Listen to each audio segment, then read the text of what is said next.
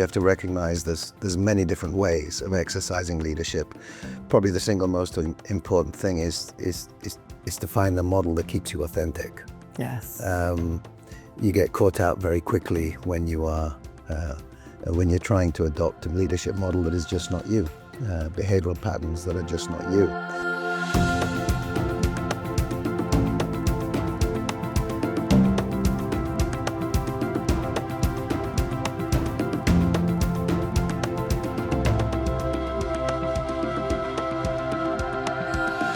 Hello, and welcome to Transcending Boundaries. I'm Reeta Roy. Today, I'm speaking with someone whose journey stretches from the heart of the Sudan to the helm of global leadership. A man who not only led one of the world's largest iconic corporations, but who now helps steer one of the largest, most impactful philanthropic organizations in the world. He began his career as an engineer, trained to understand complex systems, and that mindset has guided him ever since, seeing the whole picture, connecting the parts, and leading with strategic clarity while prioritizing values. As president of PepsiCo, he led operations across more than 80 countries with a deep respect for people, cultures, and diversity. Today, he chairs the board of the Mastercard Foundation, where he helps shape a future driven by equity, with dignified opportunities for young people, particularly in Africa and in indigenous communities in Canada. And yet, with all his influence, what stands out most is his quiet wisdom, his clarity of thought, and his belief that leadership at its best is an act of service. It is a true privilege to welcome someone who embodies purpose in action, a systems thinker, a humble change maker, a global leader. My guest is Zein Abdalla. Welcome, Zein. Thank you so much for making time for Transcending Boundaries. Absolute pleasure, Rita. Oh, fantastic, fantastic. So we're going to walk through your life in a way, and I think the best place to start is right at the beginning. But your childhood, if you would talk a little bit about growing up in Sudan, your parents, and the influence they had on you. Okay, well, that's a wide open field. A wide open field and a big story in its own right. Well, I sometimes think I'm the luckiest man on the planet. I had the most diverse and just incredibly exciting childhood. I grew up in the Sudan. My father's Sudanese, my mother's English, and so I grew up really between two cultures. We spoke Arabic at home inside the house, English at home for my mother and Arabic outside the house as we mixed and played with school friends. But you know, the other exciting thing about it is my father, his roots, because of his father, have always been interested in farming, and so as soon as he had the means, he bought a plot of land on the Blue Nile, and so most days we would travel out of the city, go to the farm, and spend the day with farmers, playing these big adventures in the fields, learning to milk cows, learning how to milk a sheep. Wow. And then, you know, when the community tea time would come, we'd all sit round. And one of us would get sent to milk a sheep, so there'd be the milk to make this very rich tea, and then at the end of the day go back to the city. And so you grow up with these two different perspectives of life. What rural life was like, or a window to rural life in Sudan, and then of course the hustle and bustle of the city. But we also grew up. I got that at the time we could probably afford every other year to return to the UK to visit my mother's family, traveling to the north of England and meeting her relatives. And you know, even at that time, two Sudanese little kids, because myself and my older brother running around this small town in the north of England was quite a novelty. So we sort of got used to standing out, and there's good and bad to that. Mm-hmm. But learning again, you know, how different the world is, you know, the cold, the wet and the grey, the hot, but also the paved roads and the dust roads. So growing up very early on, knowing that this is a big complex world with so much difference. Yes, yes. So that already sounds adventurous. And I know both of your parents had a huge influence on you. Talk a little bit more about your dad, because you said he grew up in a farming community as a kid. Yeah. And then he went off to university in Sudan and then in the UK. Talk a little bit about what he was like and his influence on you. Again, a remarkable journey because he grew up in the north of Sudan in a farming community in a small town called Dongola, which is in Nubia in the north of Sudan. And his father, who had only received a fairly basic education, was a date farmer. He dates, reared camels, and also grew fava beans, which were sort of like the two staples of Sudanese diet.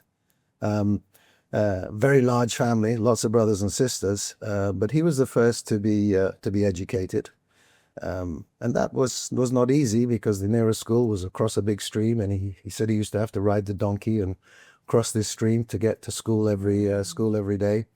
But he was educated, got a scholarship to go to First University in Khartoum. And then won a scholarship to go and be educated in the UK, where he studied geology and went on to do a PhD and become a geophysicist. Returned to Sudan as the first Director General of the first Sudanese Director General of the Geological Surveys, because up until that point, been a position by British appointees. So, but a lot of these parts of the story unfolded later in life. We'd never realized fully the journey because he's a very private, quiet man, very humble. And we'd not really fully internalized many of the chapters of his journey and what it had taken. And it was actually my wife, Debbie, who cottoned onto the fact that, there's an awful lot more here to hear about. And she persuaded him to do a series of recordings a bit like this. Wow. Wow. About your life. And we ended up listening to them, thinking, my God, I didn't know that. I didn't know he actually had the highest score in the Sudan School Certificate for decades. There were so many aspects to his life that were like just unfolding very late on. Very late on. I must dig those tapes out, actually. That's fantastic. You absolutely must, because what an amazing part of family history. But clearly he was an adventurer as well in his own right, and courageous to leave home, to go on to another country altogether. And he met your mom. And how did that happen? That's an interesting story in its own right. There's my father studying in London, doing his PhD. And he went to the north of England to do research in limestone caves. And my mother is a school teacher. And she happened to be in the same location running a puppet show great. For children. Perfect for a teacher. And for kids. And for kids. And he stopped by, watched a bit of the show, and as they say, the rest is history. But it's quite remarkable, when we stop and think about it, is my mother hadn't been outside the UK, So she'd grown up, lovely family, wonderful life, but really centered around a pretty small community. And there she is. She meets this man from Sudan. She probably knew almost nothing about Sudan, falls in love, and is prepared to travel thousands of miles. And at that time, it really was planes, trains, boats, automobiles to get there, with no real idea of exactly what she was going to. But and again, a woman with incredible courage and spirit of adventure. And boy, myself and my brothers pinch ourselves every time thinking, thank goodness she had that spirit of adventure. Yes, but clearly it's evident in your life too, which we'll come to. And now, one of the things which I found remarkable was that you and your brother spent your early years traveling everywhere with your mum and dad, because he was mapping out Sudan's resources. So you were in tents in different places. Speak about that adventure. A kind of really remarkable one is, and in many ways, the obvious is a tribute to him and the role he wanted to play in mapping out Sudan. But the incredible thing is her preparedness to say, okay, so I've just come over from the UK. I thought I was going to get a house, and so it's going to be a tent, okay, and it's going to be in the back of a truck for most of the time.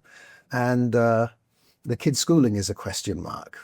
And instead of sort of saying, well, Mahmoud, there's a line in the sand that I'm not crossing, she sort of leaned in and said, "Okay, I think we can make this. We can make this work." And so we set off. Well, I can say we. I wouldn't have known at the time. Yes. So they set off, and she homeschooled us for those couple of years. Wow. But we got to see the Kababish in the northeast of Sudan. We got to see these massive herds of camels, and all the diversity and richness of the country. Now, I remember it through pictures, of course. Yes. They say you don't remember much before you were 5, but it's really interesting as you look at those pictures and you're in it, you start to feel it. Yeah. And so, incredibly thankful to the pair of them that we were prepared, or they were prepared to take that adventure and have us go on those adventures from the get-go. Absolutely. And what an amazing classroom. When I think about it, was just the world. Yeah. Yeah. And culture and learning about people and just probably playing with all kinds of kids as you were running around. Yeah. And now you talked about the farm near the Blue Nile and that you'd go visit. But there was a period of time where they left you both there, you and your brother there, and you were responsible, sort of. Yeah, tell us about that. Don't do too badly. Okay.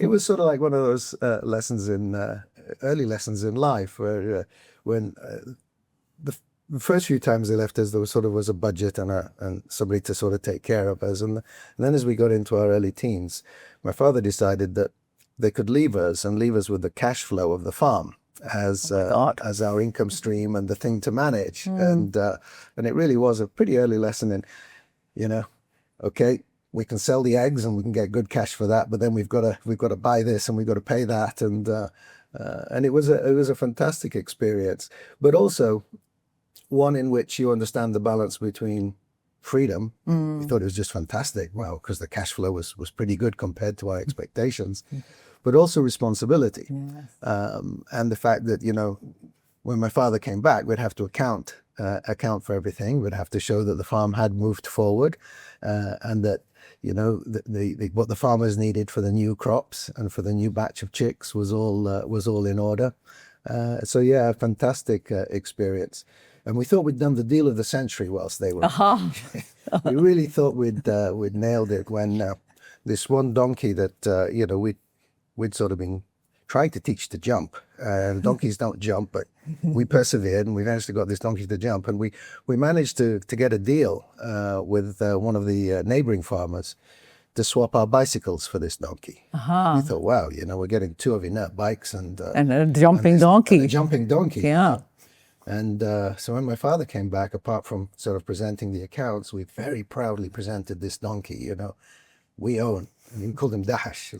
Dahash. We own Dahash. And he sort of looked at it and said, what is this? what have you done? And I said, well, it was only 2 bikes. We gave away 2 bikes. And he was like, do you know how much those bikes were worth? How much we'd had to save up to get those bikes? And he said, this donkey's worthless. And I said, and it's because the donkey trotted. And the only value of a donkey really is, can it deliver the milk? Yeah, exactly. And he said, this donkey will just curdle all the milk. You can't deliver milk with this donkey. So I'm sure Dash was very sweet, though. He was lovely and carried on. We tried harder and harder, but you can't teach a donkey to jump. Yeah. Donkeys don't jump. An early lesson. I'm sure it served you well as you went on to your business career. And then you left. You left Sudan to pursue your education in the UK. You were trained as an engineer. And that, again, crossing of cultures, perhaps it wasn't as hard because you had visited your mum's family a few times. But speak about that part of your life. Well, at the time there was sort of 2 choices. We'd both got good enough grades in the Sudan School Certificate to continue at Khartoum University. But there was a lot of political trouble. The university was opening, shutting, and we decided we'd go to the UK. And he was always quite keen that we'd sort of follow in his footsteps and go to Imperial College, a great wonderful school. It's an engineering university. And so, we had to, because we both graduated quite young from school, myself and my elder brother the year before me. And so we did a year's sort of conversion where we did A levels at a school up in the Midlands of the UK. And that was a time when I guess we got the better access to my mother's family and their support. And then London, and that was quite a culture shock, because London's a big city. I mean, Khartoum's a decent city, but it was nothing like that transfer or transition to London. And then immersing yourself in a science and engineering degree was again an interesting set of challenges. And the thing that carried us through is it was still very diverse. There was a student body from all over the world. So we had great Iranian friends, Lebanese, Syrian, Iraqi,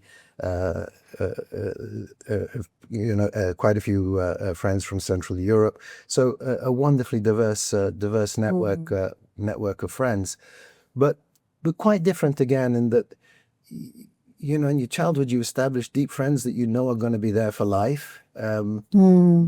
This was more transient, and one of the things I absolutely learned is we tend to confuse the word,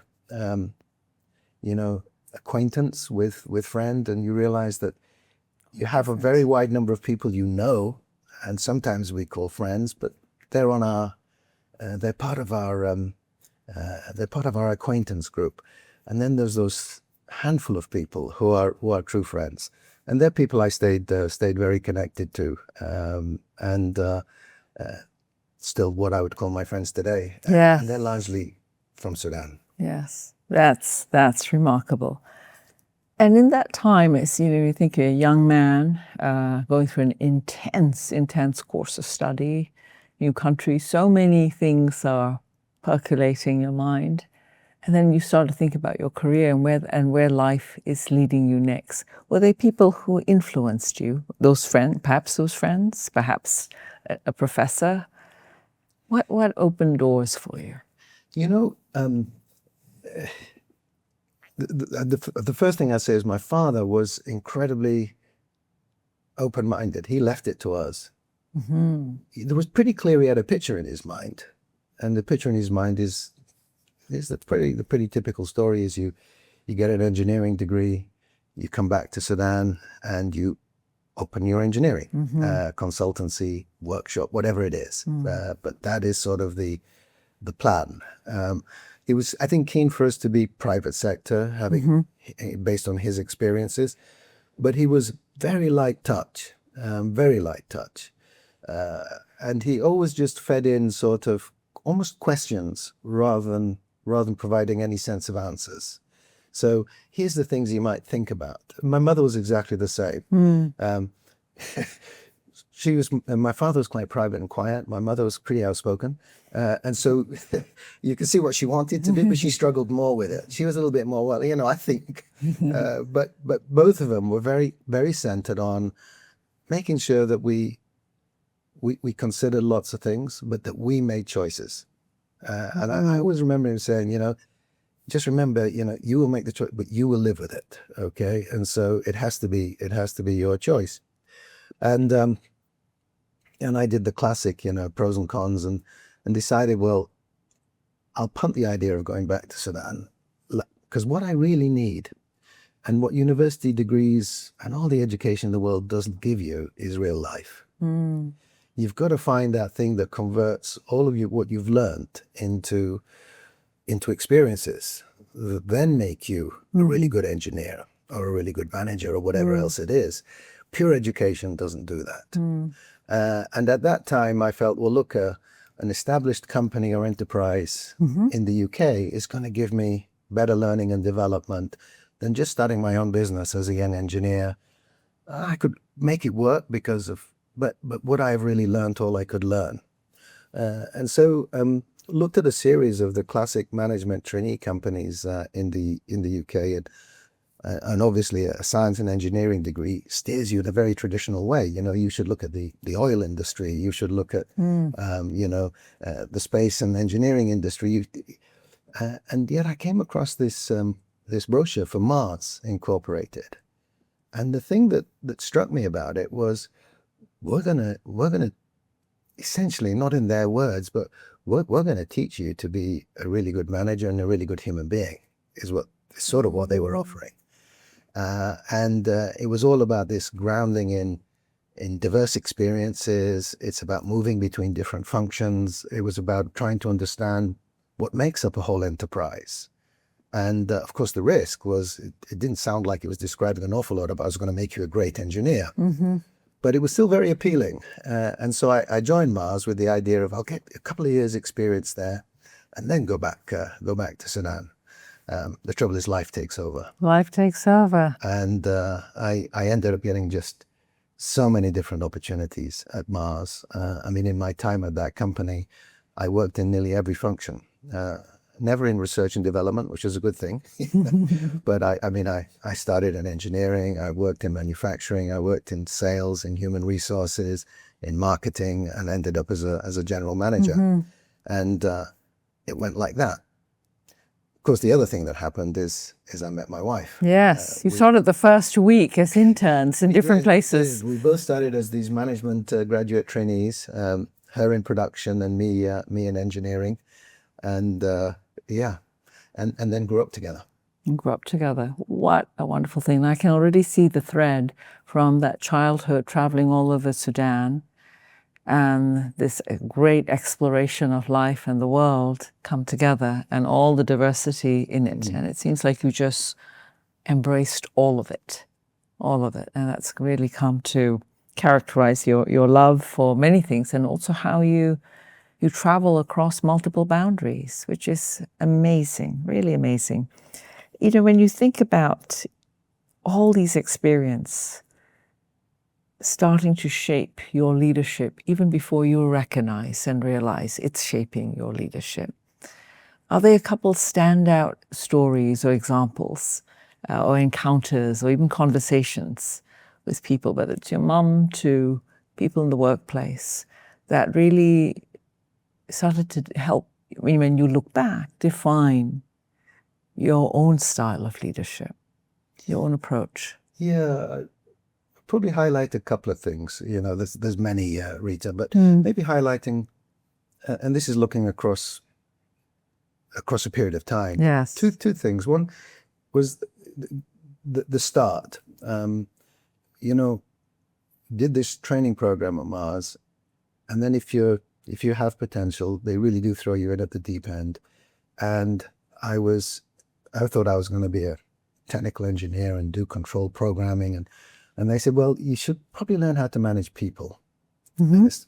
Okay, so a year and a half in, I'd have been, about 22, they threw me in to line manage the technical workforce.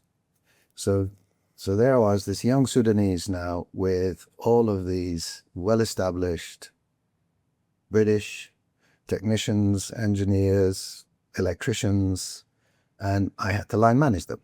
And that really was quite the task, because you could see them all looking, well, he's not even from England. I mean, this guy's from Sudan, so what does he know? And that was one question. And the other question is, he's 22 years old. What can he possibly know? And of course, the answer is, I don't know as much as you. And you learn one of the first elements is you don't know more than the people that work for you. And therefore you work with them, and therefore a lot of your role is actually in service of them. And it's how do you facilitate and create an environment in which they produce. And so that was really, and that's shaped my thinking on what leadership is as it's moved from management to leadership enormously. The second thing I would say is that as your career progresses and you get opportunity to work in many different areas and in many different locations, you see differences. There's no doubt. But you see more similarity. And you realize that an awful lot of what goes wrong in business is we focus on the difference rather than really understand that more is the same than is different. You know, human values are pretty similar. It doesn't matter whether you talk about China or America or anywhere else, you know. a young person entering the workforce's aspirations and goals and desires are the same, doesn't matter we're talking Russia or Europe or Western Europe.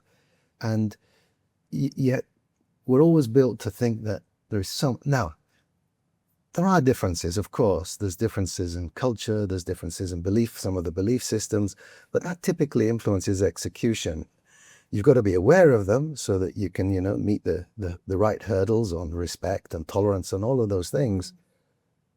But they shouldn't dictate perspective.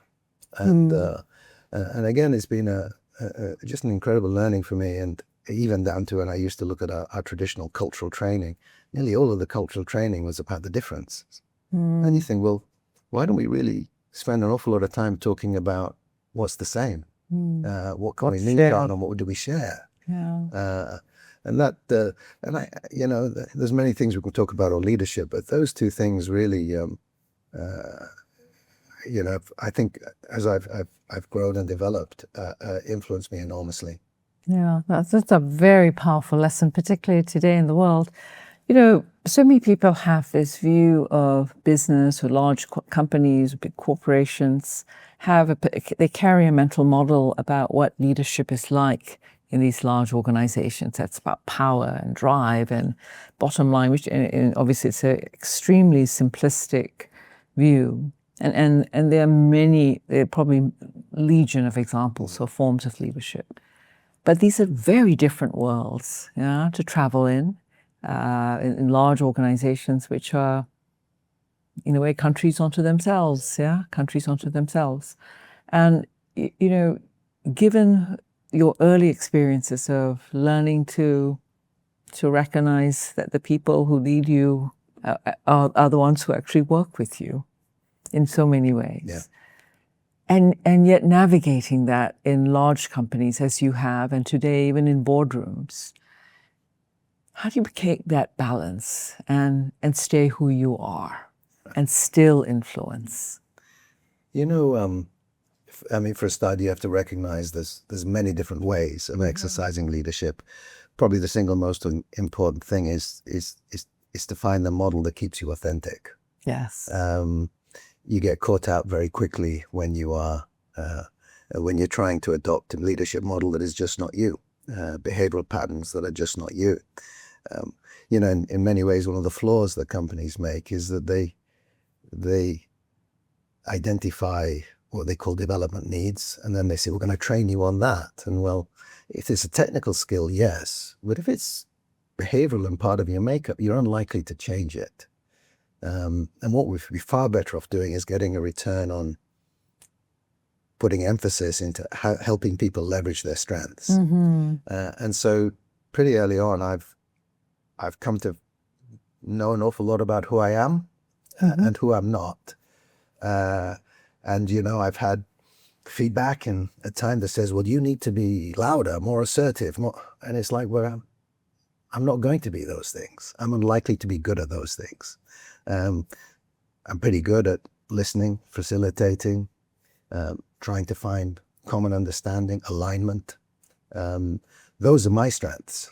And so I pretty early on decided whatever the consequence, I'd play to my strengths and not worry too much. Certainly be aware, not be complacent with, but not try and become. And it's interesting, because it's not a natural fit for most companies. Most companies want to know that you're going to overcome those things. It's, well, I'm sort of not. And the lovely thing about maturing and developing is you actually become more comfortable with who you are. Yes. And more confident in saying, you know what, I'm just never going to be that. But I still see too many times now, and when I'm mentoring or coaching, young people getting so hung up about, I need to be as well. You sort of don't, because look at this basket of skills and attributes you have that are just wonderful. And we can take those and really grow you. I mean, really grow you, as opposed to spending an awful lot of time making you unhappy. That's something you're not. And all of those things that just don't add up. The other thing, and I've touched on it, is, this notion that leadership really is a service. it's not for you. You provide leadership for the people around you, not for yourself. And I think when leaders come off the rails, that's probably the single biggest fault, is to believe that it's about you. It's not. And because you can never achieve a big goal as yourself.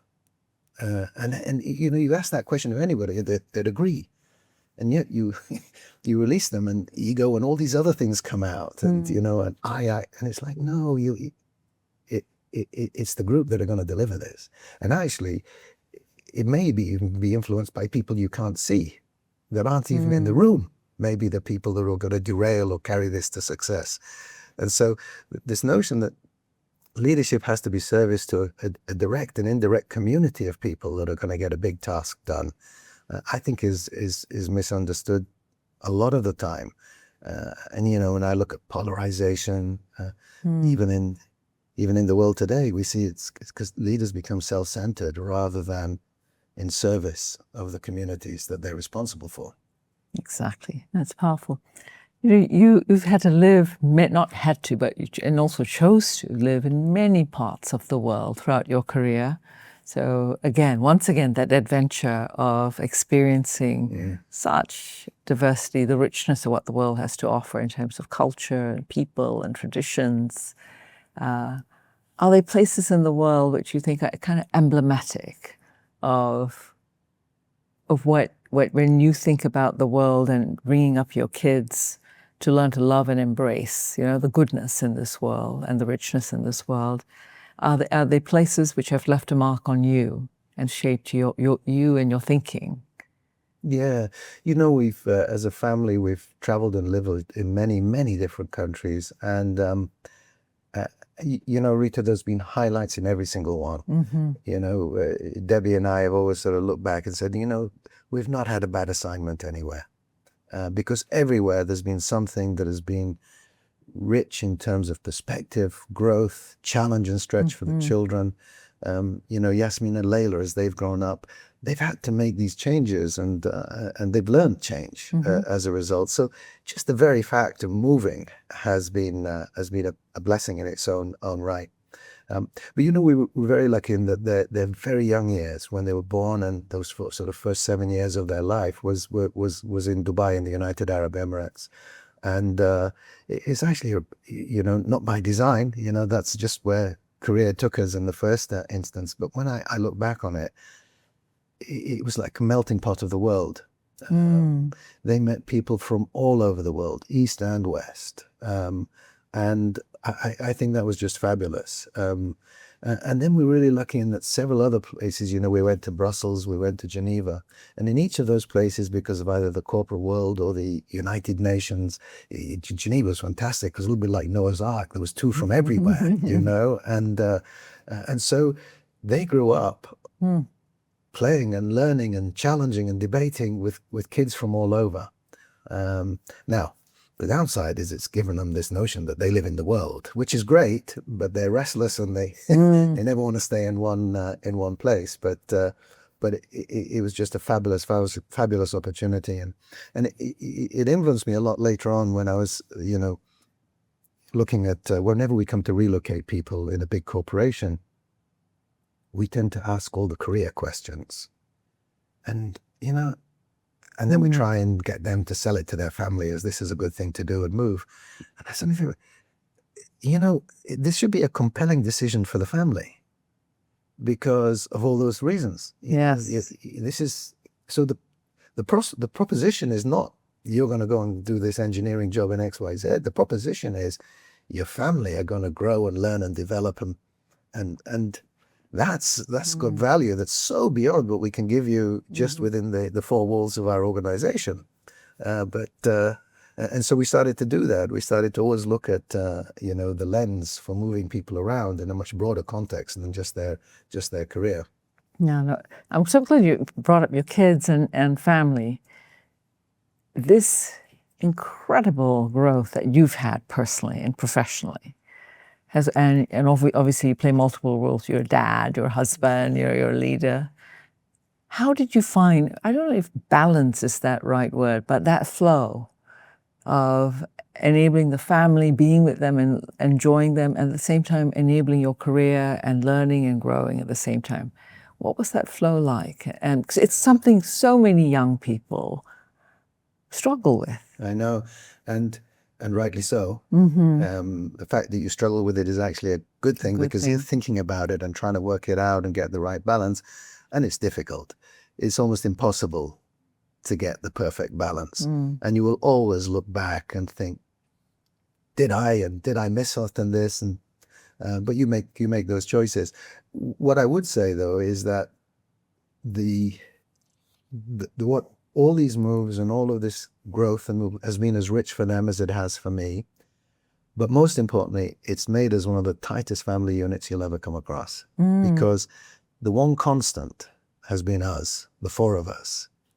You know, as we move from place to place, we've become more each other's friends than just family. And I would think of Layla and Yasmin as friends as much as I would daughters. Debbie, you know, I know the word partner is often used when people they don't know whether to say wife or what, but truly partner in the most meaningful sense of the word.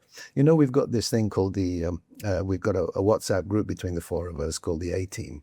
And oh, fantastic. and honestly, there'll be a post on it every single day. And when any one of us are going through a challenge of something we're wrestling with, they go to the group before they'll go to anybody else outside. Oh, wow. And, you know, and sometimes the advice is, well, you need to talk to or go and think about, but it starts in that group. It starts with the A-Team. And that's, you know, that's just, but I do want to come back to Debbie though. Please. Because, you know, you asked me earlier on about people that have influenced you. And, you know, by far, my most important mentor, coach, sounding board is Debbie, by some order of magnitude. Because one of the things you always need in your life is somebody who can really tell you it like it is, who will give you, you know, we always say, I want honest feedback. And, you know, line managers give honest feedback, but they tend to try and sugarcoat it sometimes because it's easier for them and easier for you. You rarely find people in life who can be incredibly your biggest champion and supporter, but at the same time, your most constructive critic. And Debbie has been that for me throughout my career, and also has been this incredible partner when it comes to things like how do you round yourself out.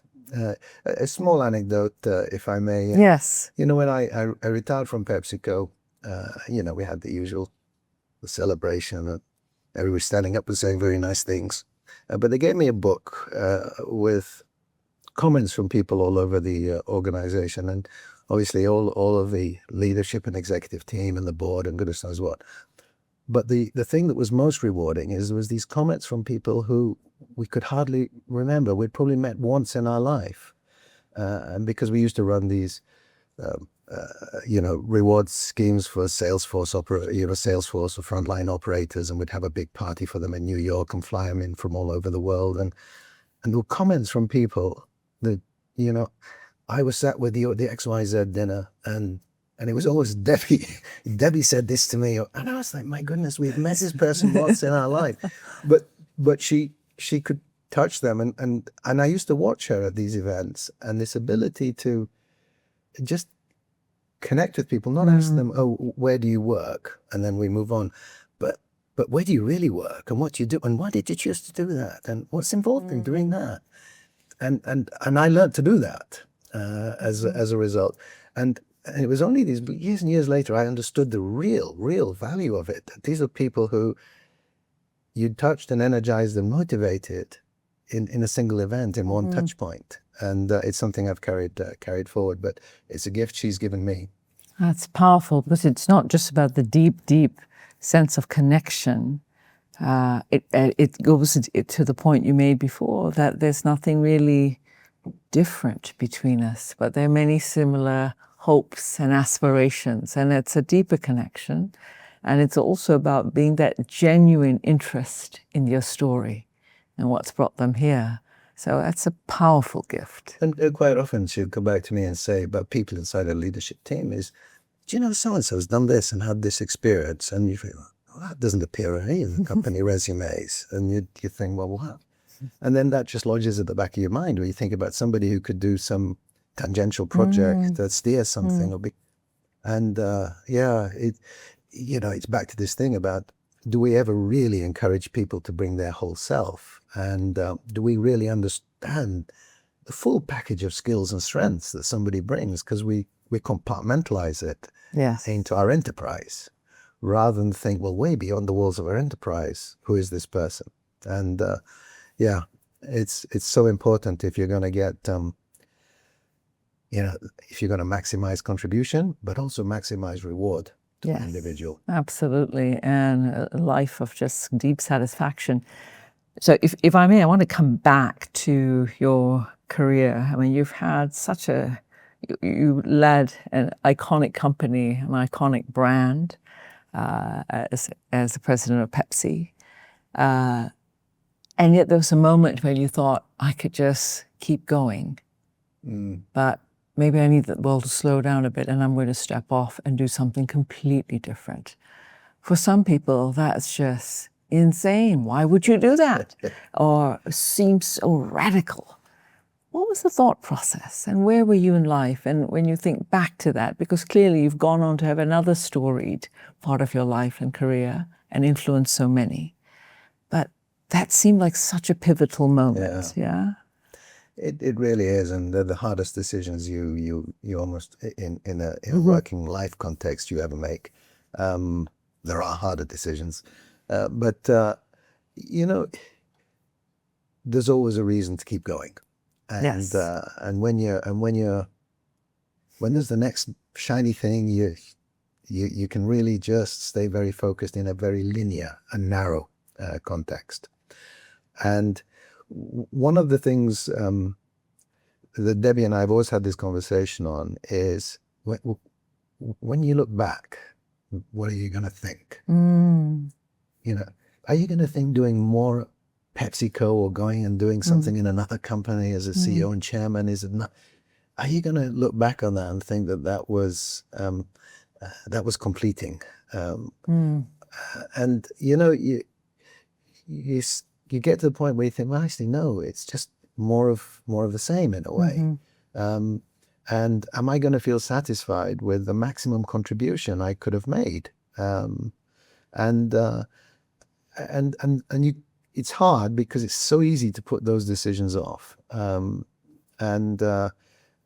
came to the conclusion that, no, I mean, whilst we both of us still had energy and an ability to impact and make a difference, we wanted to do something else. We needed to do something else.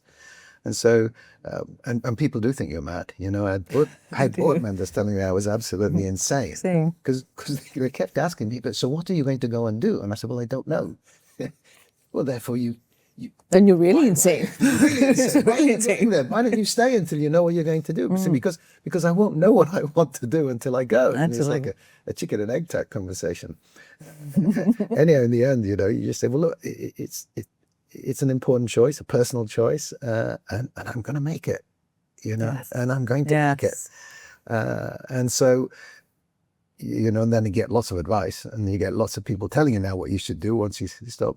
But then you get time to really ground and think about, I want more meaning. I mean, truly more meaning. I've got a lot of skills that I've developed over many years that I can leverage in many different ways. And I'm going to take time to find out what that is. Well, certainly one of the beneficiaries of that question which you posed to yourself is the Mastercard Foundation, because you're the chair of the board of directors.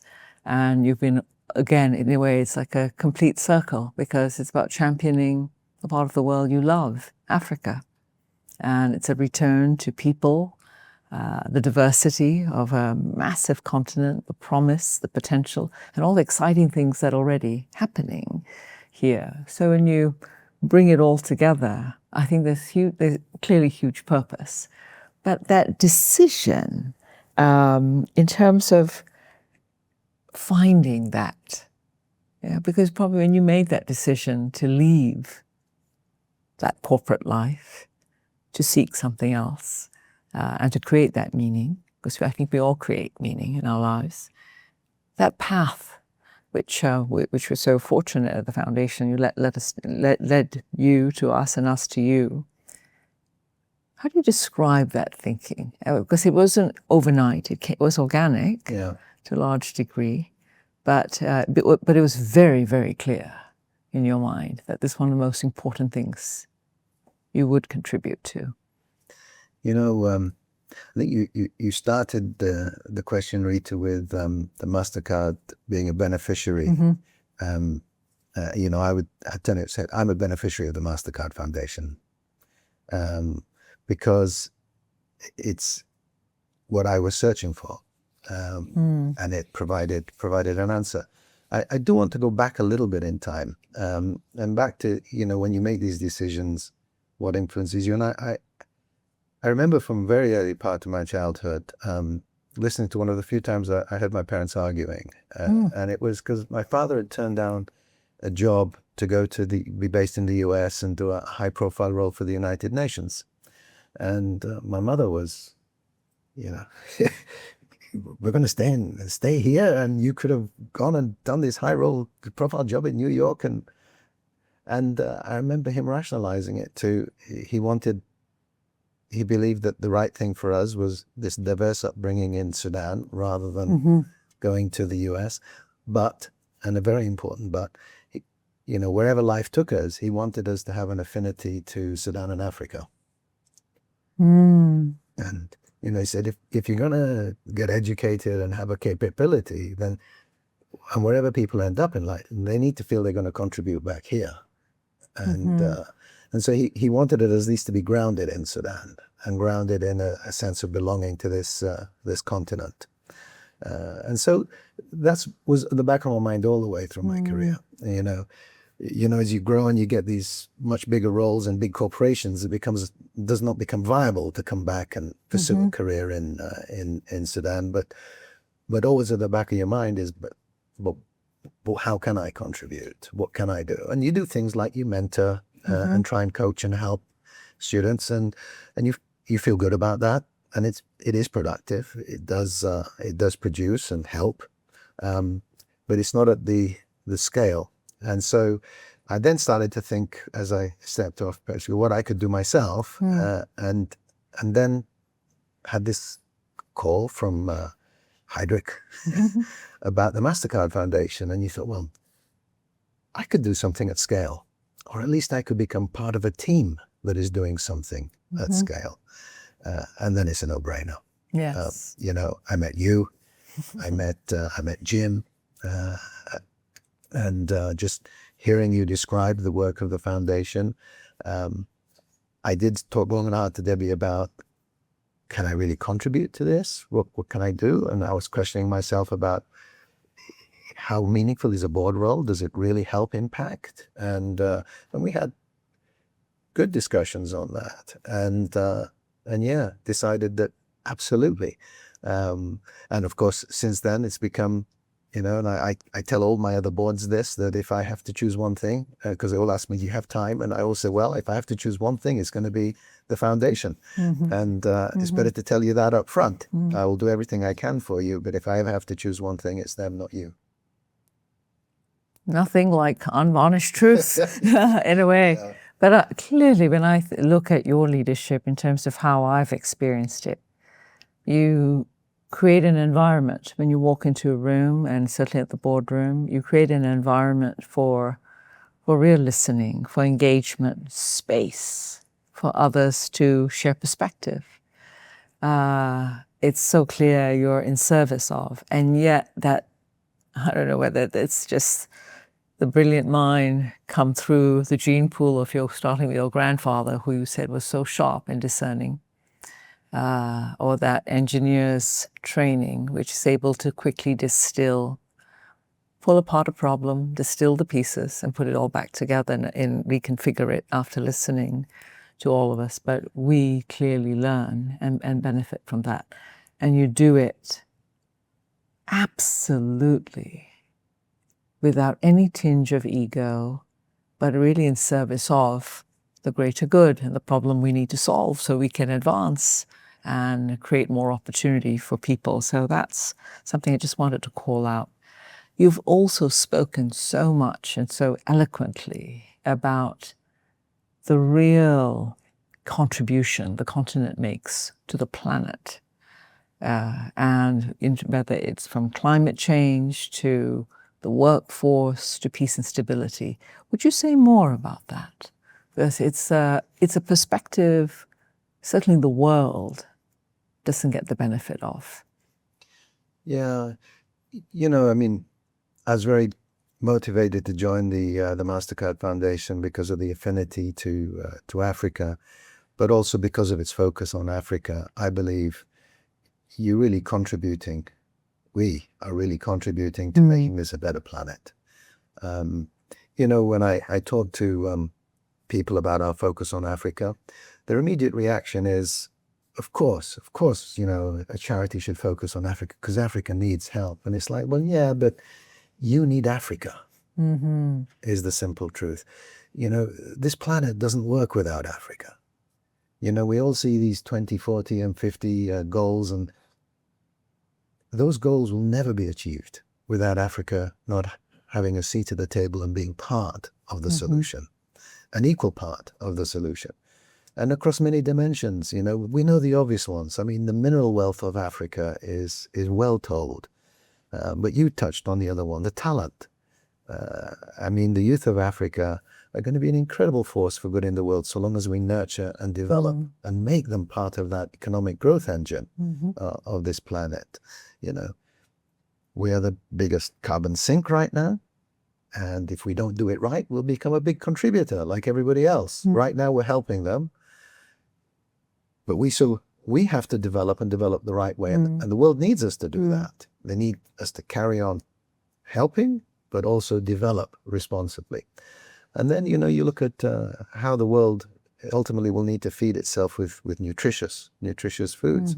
Again, I mean, Africa is so important a part of that solution.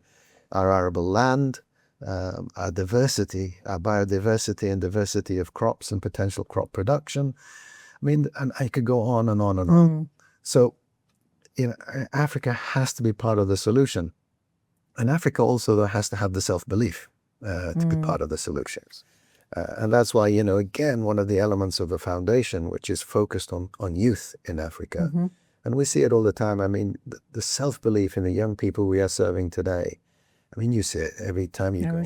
The scholars programs. Absolutely. I mean, these young people are the ones who are going to make a difference, and they're going to give Africa the voice it needs to have in the world. Zein, you've really captured what the continent offers the world and how important it is that Africans, especially young people, are at the table. As you look across the continent and you think about the diversity from history, culture, language, crop diversity you mentioned, what is your advice to young people who are coming along, some already in the early parts of their career and beginning that leadership journey? What would you encourage them? And how would you encourage them to think about their lives and creating meaning and creating impact? Yeah, I mean, first of all, I would start out with just a very clear message to young people that as I've interacted with the young of this continent, it's my case for optimism. I mean, everything I've already seen shows that they are so much on the right track in terms of the things they care about, how hard they're prepared to work, their determination to create a better life for themselves, for their families, but for their communities. So there's so much to build on.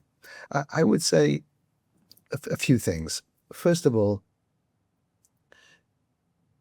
try your own personal growth, and that's, that can sometimes come across as, are you asking me to be selfish and self? No, I'm asking you to learn, grow, develop, focus on becoming the best you can be, because that will give you an agency and a potential to contribute that will grow with you.